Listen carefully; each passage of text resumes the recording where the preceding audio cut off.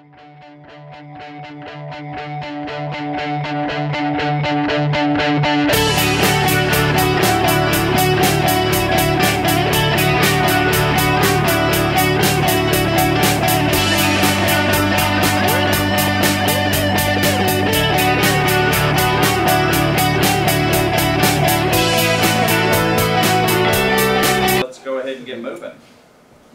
today we're going to cover some things related to closed captioning. We're going to talk about why we need to even be worried about closed captioning, or whether we need to be worried about closed captioning. What is closed captioning? How can I caption videos using tools that you have available, either Camtasia or YouTube? And then what are the best practices for captioning? Because I'll admit, in the last several weeks, I've learned a lot about what we should and should not be doing as far as closed captions go. I thought as long as the words were there, that nothing else mattered. That is incorrect. So we'll talk about that.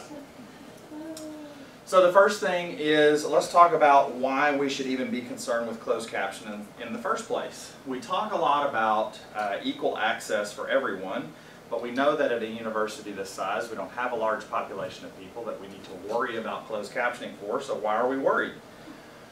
Because we're growing. And we do expect that the population that we're serving is going to become increasingly diverse. So we want to be prepared for that, because why do we want to go back and redo a bunch of work that we've already done? Let's just do it right the first time.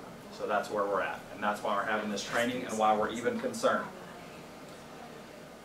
Additionally, it is the law. Part 1194.24 of Part 36, copy of federal regulations, mandates that we do this. Additionally, version 2.0 of the Web Content Accessibility Guidelines, which are a series of guidelines widely accepted as the international standard in web content accessibility, again, mandates that we do this. Beyond that, though, captioning actually assists us in learning,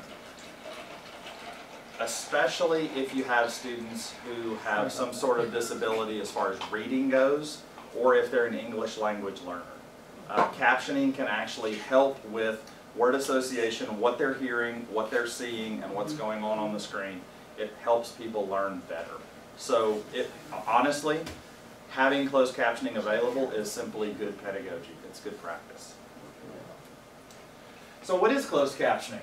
Well, closed captioning, there's also open captioning. Closed captioning means that you have the ability to turn it on or off using that little CC button down there at the bottom of any player, or you've probably noticed on your television if you ever go into the menu because you just want to know how it works, you see a CC there as well. That means that you can turn it on and off. And for video, it's actually a separate track, and you have to have a specific type of player to access closed captioning. YouTube accomplishes this, Camtasia accomplishes this, the QuickTime Media Player on Windows does, I believe, or on Mac machines does, and I believe the Windows Player does as well. Open captioning is part of the video code. You can't turn it off. It's there. It's the equivalent of, I know you can turn subtitles on and off, but it looks more like subtitles. It's actually a slightly different track. So, worst case scenario, if we were doing something with a video that we were coming behind in captioning or something, if the only way we could do captions was open captioning, that's what we would do. But our preference would be closed captioning, because not everybody wants to have the captions on the screen. Fantastic. So you have two options for closed captioning here at SNU. You can use YouTube, or you can use Camtasia Relay. It's totally up to you. And the first thing that we're going to talk about is Camtasia. So the two profiles that you need to be concerned about here is the profile. When I say profile, I'm talking about the profile that you select when you go in and you're getting ready to begin recording. You select a profile. One of them that you can select is plain old Camtasia closed captioning. It's just called the closed captioning profile. The other one is YouTube with closed captions, and I'll kind of talk about how those two are different. So here's how the workflow goes, and for those of you that are virtual, this is where we start, where my where my cursor is, we start and work that way. I couldn't fit this huge flow chart on the screen without making it into a circle. So you open Camtasia Relay, you select whichever profile, and then it doesn't matter which one of those closed captioning profiles you select. You go, you record your video, Camtasia transcribes it, you get an email that's saying you need to edit your captions, your video renders, and then it either publishes, and I learned this is new, I think I said the wrong thing a couple of weeks ago. It either gets sent to the Camtasia Relay server or it gets sent to YouTube. There's not a copy in both places. So I apologize if I told you guys, and I'm pretty sure I did in Camtasia, that it's saved in both places. It's not. And then you would get an email notification saying that your video has been published. So I'm going to kind of talk about these things a bit more in depth, but you can just see that depending on which profile you use, it either gets published to YouTube or it gets published to Camtasia. But both of those, no matter which one you choose, the captions are already going to be there. So last week we talked some about how Camtasia works. You record and it sends you an email once your video has been published. However, with captioning there's an extra step. You get an email that says, we've transcribed your voice, you need to go in and look at your captions. You'll notice later when I talk about best practices that capitalization and punctuation are important. Camtasia does not do a good job of capitalizing unless you say Camtasia Relay. That will always be capitalized because it's a proper noun and they know that. But other than that, you're gonna have to edit your captions, period. Whether you're using Camtasia or whether you're using YouTube, you're gonna have to go in and edit those captions. So just know that. So what you'll get is you'll get an email that says something like this, a presentation is being held, and you can simply click this link and it'll take you directly to the server and it'll take you right into the caption editor. If you're sitting waiting, watching, because it's Friday afternoon, you've just recorded a video, you want to go home and you're watching, on your dashboard you may have this option. And remember last week when I said screencast, like it will say required actions? You'll get a little pop-up right there that'll say there's a video that's being held for captioning. It'll pop up under that little caution place when you first log into the dashboard. So you can click Edit Captions. Whichever one of those you do, it's going to take you to here. You're going to click that link. If you're not logged in, it's going to ask you to log in, and then you're going to go directly here. And this is a screenshot of the caption editor. So notice here at the top you have a couple of tabs. I'll talk about both of these. The first one that we're concerned with, though, is the Edit Captions. And basically to edit these captions, you simply click this box and you type. Now for those of you that run Macs and you are a Chrome user, I have not found that Camtasia Relay likes Chrome on my Mac. I actually use Safari and it works fantastic. I've not tried Firefox. I'm sure that it would work just fine. The problem that I run into in Chrome on my Mac when doing this is if I were to click on the A right here and backspace, I'd never be able to type again. I just have to close it out. So I don't know why it does that. It didn't always do that. Either Chrome has updated or Camtasia has updated or my computer has updated, one or the other. I just want to make you guys aware so you don't run into that same frustration. So consider using a different browser than Chrome if you're running Macs. FYI. Couple of things here. Some controls right here. So this is the play button where your video will play and you can hear what you're saying and you can edit. You can fast forward. These two buttons actually here on the outer edges though are quite useful because if you click that, it just takes you to the next caption. So you don't have to play through. You can type what you said. If you know exactly what you said, you click that, it takes, you're editing, this is called the playhead in video.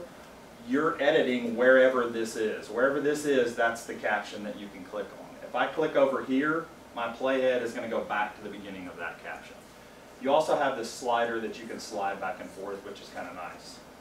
So how about these buttons right here? We have some options with these buttons, and you can probably guess what they do. Oh, sorry. I actually had one other thing that I needed to tell you. You can drag the end, you can drag your caption box so that it stays on the screen longer. If you have a long pause where you're not actually talking, it's okay not to have any caption there, but if you want to, you can just drag the end of the box. So you're not dragging the box itself, you're dragging the end of the box to change the duration of your caption. If you want it to come on earlier, you simply grab this end of the box and drag it back the other way. So you can close up these blank spaces where there's no captions on the screen. And basically what this will tell you is that this caption is going to be on from whatever the time is right here, just before 12 seconds, to just right at 15 seconds. So you can get an idea of how long your captions are on the screen. Okay. Notice that my playhead is in a blank space. If I said something and Camtasia didn't pick it up, I now have the option to add a new caption. I would click that button right there. But I only have that option when my playhead is not on top of a caption. If your playhead's on top of a caption, you're not going to have this button, the ability to click that button. Notice if you're in the middle of a caption and you need to delete it, you can do that. Heaven forbid that you want to delete a caption. I don't think I've ever used that one. I have used the others though. And then more importantly, if you need to split a caption. See this little number right here? This says 65. That's the number of characters that I have remaining before my caption is full. So Camtasia allows 100 characters per caption box. That's in spaces, punctuation, letters, whatever, 100 characters, period. So I mentioned that you can change the timing, and I think I show you here how I drug this box from like just over 35 seconds to 36 seconds and 36 and a half seconds. Jody, Lisa says the outline of the box turns from blue to yellow when it's over 100 characters. There you go. It will let you know, and I think this will actually turn to a negative number if I'm not mistaken as well, this number at the bottom. And there may come a point, if you're just madly typing in the box, there may come a point that it won't let you type anymore. So that's something to consider. Okay. Notice the save button here in the bottom corner. You don't have to do a marathon captioning time to do, you know, I'm encouraging you 15 minutes tops on your videos because that's best practice for making videos, period, for all classes. But as I mentioned, you can figure 3 times the length, that's 45 minutes. You need to stop, you need to log off, you need to go home, whatever it is, you can save and come back to this. You can save and come back as long as you have not submitted. So you can always come back and do something else on here. Speaking of saving and submitting, now what? So in this screenshot, I've clicked the preview and submit button here at the top. You can see my captions. This is a really short video. You can see my captions here. I can actually watch my video and see what my captions are going to look like on the screen. I think maybe this is going to be a bit big because based on what I've seen in the past, I don't think your captions are going to cover your face up over here. I don't think. I could be wrong about that. We need to think about this though. Notice how that is on 2 different lines. That's something to think about when you're editing captions because there are best practices that talk about when do you split a line. You don't have a whole lot of control in Camtasia Relay as far as putting things on separate lines. Like I would never want to have Relay on a separate line from Camtasia because Camtasia and Relay go together. Actually, that's really good because one of the best practices is prepositional phrases all go on one line. So I have using Camtasia Relay. We have a publish button. We can still save. We have a publish button. Once we hit the publish button, this is sent to Camtasia and it makes the caption track. It encodes my video. I can't do anything else to this video. Again, I have nothing I can change. So be sure that those captions look exactly like you want before you hit submit. You can delete it though, before you hit publish. Say again? You can delete it though. That's correct. Okay. We just can't modify it.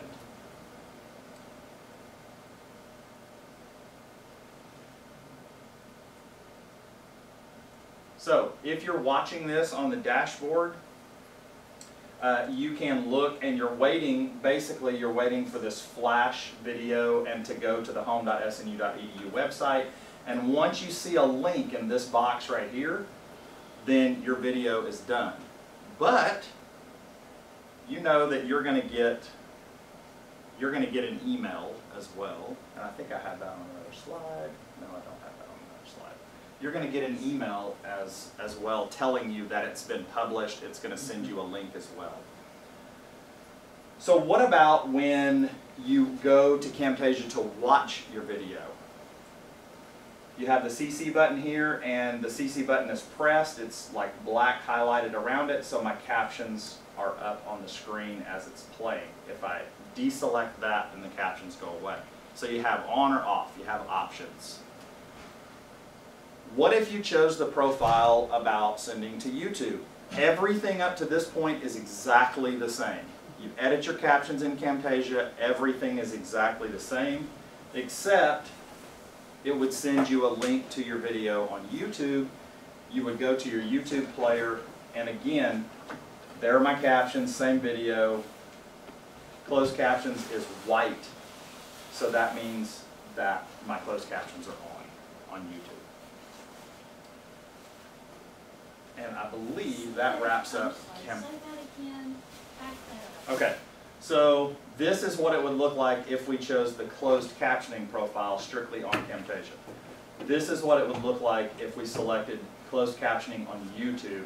So Camtasia has done my video and sent it to YouTube. Okay, go back to the other one. I want to compare. Better, worse, or less? Good question. What do you notice that's different between those two? Granted, it's different captioning. I apologize, I didn't get exactly the same screenshot. That has a black box around it. That does not have a black box around it. Editing options for the student on course thing. Well, this, you would only see this if you're the owner of the video. Okay. So you have these options down here. So you have quality options, you have player options, all that. Yes, I won't decide for you whether or not YouTube is better or worse. It depends on your purpose. Okay, I've got a question. Me, personally, He's a YouTuber. I'm a YouTube person. That's my Okay, preference. I understand because I've done Camtasia so much. At end result, they're going to give me a link I provide to the student. Correct. Same way if I chose the Camtasia YouTube option. I or do I believe- have to go into my YouTube thing. You're going to get an email that says it's been published. I can't remember if it'll send you a link. Okay. But, as we'll see here in just a minute, you can log into your YouTube channel, you click Video Manager, and it'll be the most recent one at the very Okay. top. So, it just depends. I know that there's no dumb questions, but I think this one. That's okay. I appreciate you being forthright in your... If you're Go ahead, wondering where go ahead, we're because I have a at, dumb question too, That's I'm okay. afraid to ask. How does Camtasia know where my YouTube is? That's a great question. That's actually a good Oh, that is a question. good question. Last week, when we talked about Camtasia, I showed, that's okay, but you can go watch it. I showed you how to link Camtasia Relay with your YouTube account. Oh, that's right. You have to do it in your profile. It's under the Okay. profile, settings, I believe, and you basically tell Camtasia Relay what your YouTube username and password are. And where is that video? It's on our YouTube channel. It's also, Search for SNUORC on YouTube. actually, if you just search SNU Online, all one word, or I can give you the direct address. It's youtube.com/ I can probably find it. SNU Online Resource. There you go. Good question. If she didn't ask a dumb question, can Sure. I? Maybe this is a discussion for another time, but the other day when we talked on the phone, you said something about your transferring just text stuff into caption. Correct. So like, for example, if my non-caption course pops up on your radar Mm-hmm. to be transferred, Mm-hmm. and since you're a YouTube person, will you just automatically, you can, I don't have a YouTube account.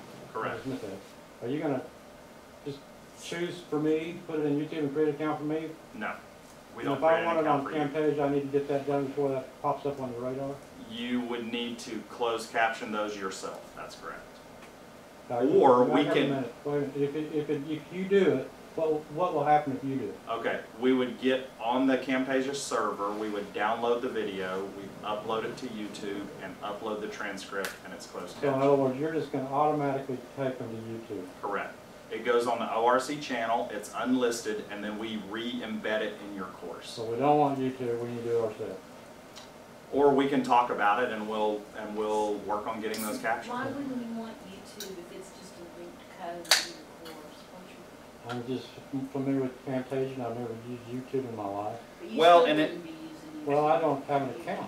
He said. Yeah, you do, with said your, you gotta link your account. Google Mail has an automatic account. Oh, okay, You may but not be that's aware of new it. then. Correct, through your I thought you SNU were a dumb email. question. Yeah.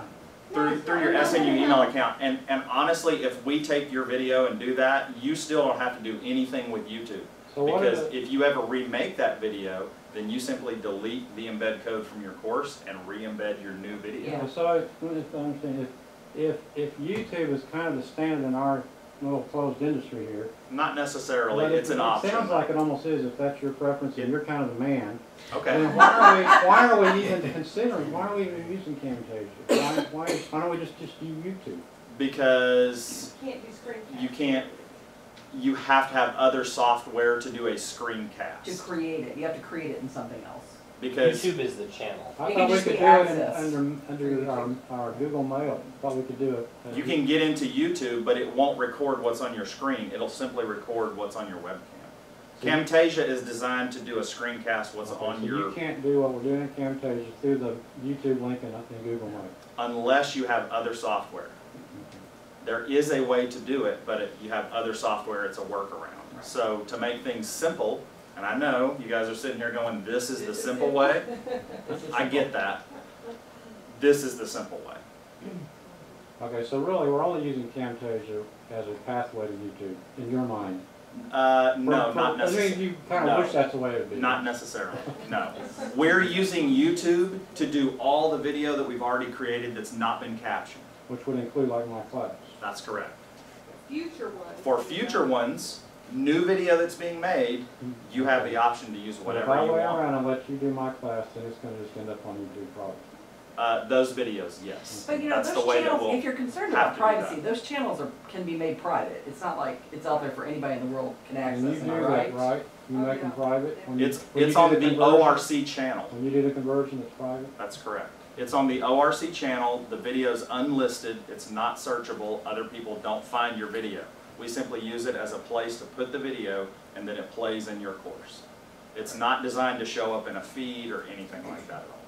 So I don't have to worry about having a facelift before I do this. Not at all. No. Now, look, the camera angle. It is all about Worry camera angle. camera. Yeah. Any other Put it up questions? here, and pink lighting helps. Other Okay, I have a questions? question. So, Okay. okay, if you do Camtasia that's sent to YouTube, then your students access it by you sending them a link? To Or YouTube? as you're saying, you can embed it in your... That's correct. Okay, let's shift gears and talk about YouTube. So let's talk about editing captions within YouTube. Kind of the way that I did this, if you're creating video on Camtasia Relay with captions, you can shut down. You can forget anything that I'm going to say from this point on until I get to best practices. Okay? This is for video that you have uploaded previously to YouTube. Notice I said that you have uploaded previously. If you have video in your course that belongs to someone else, we cannot close caption that. But we do have options, and we're exploring those options, and we're reaching out to those video owners because we want to keep them in our course. We like that content. We're contacting them and saying, can we send you a transcript, and you simply upload it as a caption track. And I've had real positive response from the people that I've contacted so far. So know that that's an option. This does not mean you have to get rid of all the video without captions in your course. So the first thing you would do is go to your video manager page, which if you'll recall from our YouTube class, you click the drop down next to upload. When you log into YouTube, there's an upload button at the top. You click the drop down menu and select video manager. You would see something similar to this, a list of videos. I just did a screenshot of the first two. And I want you to notice that you can, you can easily tell this one has been closed captioned, this one has not, because it doesn't have the CC. So I can tell by looking at my list of videos very quickly which ones I've edited. Do I need to go in and edit one? Okay? Fantastic. So let's start here. You would click the title, and after I click the title, it takes me to this page, which is not necessarily the editing page, but I have my editing menu down here. If you'll recall from our YouTube training, this would edit like information about the video. This is like that magic wand that stabilizes and all that. You want to put audio on top if you want to do annotations, but the one that we're concerned with today is closed captioning. So you click that, and it takes you to the closed caption screen or dashboard or whatever you want to call it on YouTube. So the first thing that you'll notice is I have some options here. I can upload a caption file or transcript. I don't know that anybody on this campus has the stuff to make a caption file, but we all have the ability to make a transcript. YouTube will take your transcript and turn it into a caption file. And in fact, they'll let us download it as a caption file, a .srt or .ccf. There are several different file extensions, but we can actually download that. So if you have a transcript, this is the point where your life just got really easy, because you click upload, you select your file, and you upload it, and you wait a few minutes. YouTube plays your video, it reads your transcript, and it merges them together, and you're done. It's super, super easy. Does it actually like compare the audio to like, oh, there's those words go together? It's going to put everything that's in the transcript on the screen, even if you don't say something, because we've learned that we have to be sure that there's no extra HTML code or anything in your transcript. Because initially when we first started doing this, we had a little bit, it would pop up like HTML code for a half a second, and then it'd go right into the transcript. So we kind of had to figure that out. But the great thing is, even after you upload a transcript, you can go in and edit those. So you can still do some editing on your captions, which is nice. So does that mean you can't upload it in a Word file or something? That is correct. Because HTML will show up? .txt. So you have to do a TXT file. Correct. So in your Word document, you do save as, which is Control S if you're a keyboard shortcut person. You select .txt, and you save as. And Then then it'll you probably upload. tell you that when you try to upload, or does it? If it doesn't like your file format, Yeah. it'll let you know that, absolutely. Okay, so the other thing that you'll notice is that there's an automatic captions track. After a certain amount of time, after YouTube's kind of been like, okay, I'm trying to transcribe this as best as I can, it will give you an automatic caption track. Remember back on Camtasia, it took a little while, but then we could go and edit our captions. Same thing. You simply click on that, and it opens this. And there's my captions. And this looks kind of like Camtasia, where the box is highlighted. I can start typing, and I can work in there. Now, the really nice thing about this, though, is you do have control on what's on which line.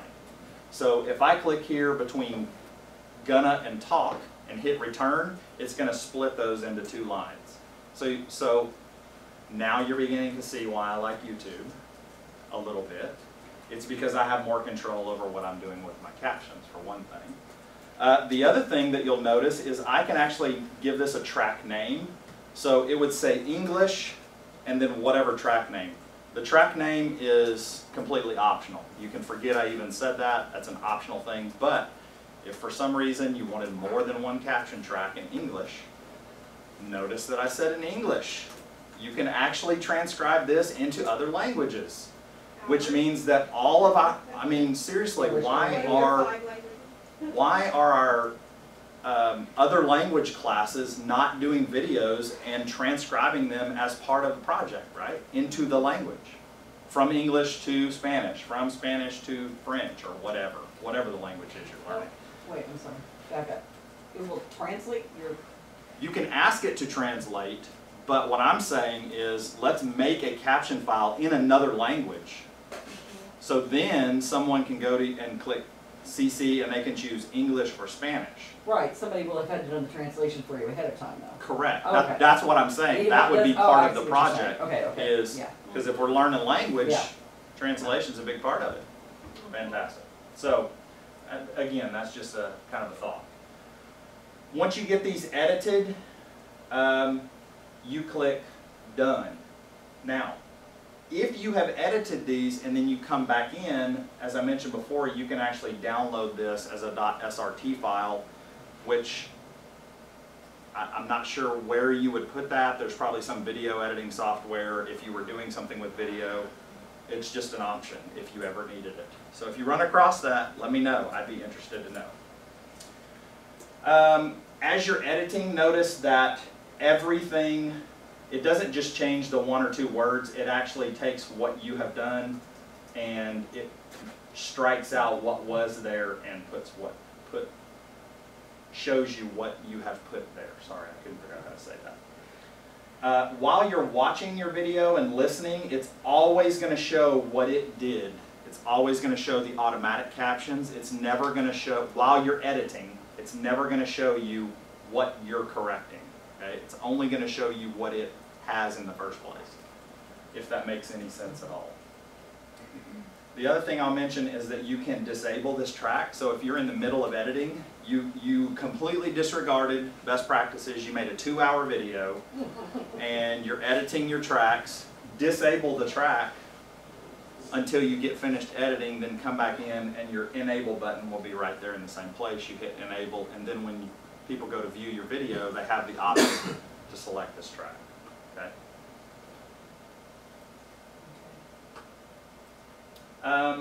So this is what it would look like when you're done. Again, you still have the English automatic captions, but it's created a new track. I can enable from here as well. It's created a new track. I can delete this track if I want to, heaven forbid. But if I mess something up or accidentally got an extra track in there or something, you can manage that. You can request a translation. This is in beta. I mean, that's up to you. Request the translation, have your students go in and edit the translation. I mean, it'll create another track and you'll be able to edit that track as well. If you need to go back into this, simply click on that and you can edit. Okay, so best practices for captioning. Well, let's wrap this up. We're going to be right on time. This is perfect. Timing. Timing is exceptionally important. They need to appear on screen long enough to read. Captions are synchronized with spoken words. So that means thinking about, in Camtasia, that last step before you hit publish. Watch the video and make sure your captions look okay. Change the timing when you're editing so that they stay on screen for a reasonable amount of time. If you don't feel like they stay on screen long enough, change it. You can do that in Camtasia. It's preferable to limit on-screen captions to no more than 2 lines. Bless you. Camtasia will do that for you. It's only going to allow you 100 characters anyway, so it's never going to be more than 2 lines with 100 characters because you can fit that across the screen. And I suspect that's why they have that limitation. If there's more than one person speaking, this is the other thing that we get into with video clips. You have to identify the other person. So every time a new person starts talking, you have to identify that person. If it's just you on the video, you don't have to say, Rob Rogers or whatever, because they know it's you. It's just going to be you. So don't worry about that. Punctuation is used to clarify meaning. That's actually where we get into the issue sometimes, because our speaking punctuation and our best practices for grammatical mechanics, all of those kinds of things are a little bit different. Like, I don't ever write gonna in a paper. I'm glad you pointed that out. But on my captions, it says best practice is to go verbatim with what I said. Would someone sue us over that? No, it doesn't change the meaning, so we could get away with that. We really should avoid slang. So what that tells me is that I should be doing a transcript anyway, and I should be talking off of my transcript and not saying things like gonna and fixin' to, right? Come on. I know, it's hard. Louisiana raisin, what can I say? Fixing to, as long as you put the little apostrophe after the end. I'm repairing to do that. I'm repairing to do it, I'm fixing to. Spelling should be correct throughout and capitalization as well. And this is why I say you're always going to have to edit captions. Always. Because Camtasia Relay does a little bit of capitalization. YouTube doesn't do any at all. So if you're working on those English the English automatic captions, you're going to have to go through and capitalize. You're going to have to go through and put punctuation. As I mentioned, all words are captioned regardless of language or dialect. Everything that's said should be captioned. That's best practice. What I take to mean in best practice is that's a guideline, and that's what you should be doing. Whether or not you do that for real is your own problem. Don't lose the modifier. Notice that I stressed the word modifier. We'll get to that one in a second. Nouns and verbs should not be separated from their modifier. So if you're saying speaking loudly, those should be on the same line. You shouldn't have speaking loudly starts on another line. Those should all be on the same line. As I mentioned before, prepositional phrases should remain on the same line. Italics is effective for emphasis. See what I did there? I use italics for emphasis on my, okay, I appreciate the obligatory chuckle from two of you. And then finally, in square brackets, give sound effects as needed. I did want to share, as a part of this presentation, these are the resources that I used, and they're excellent resources for you.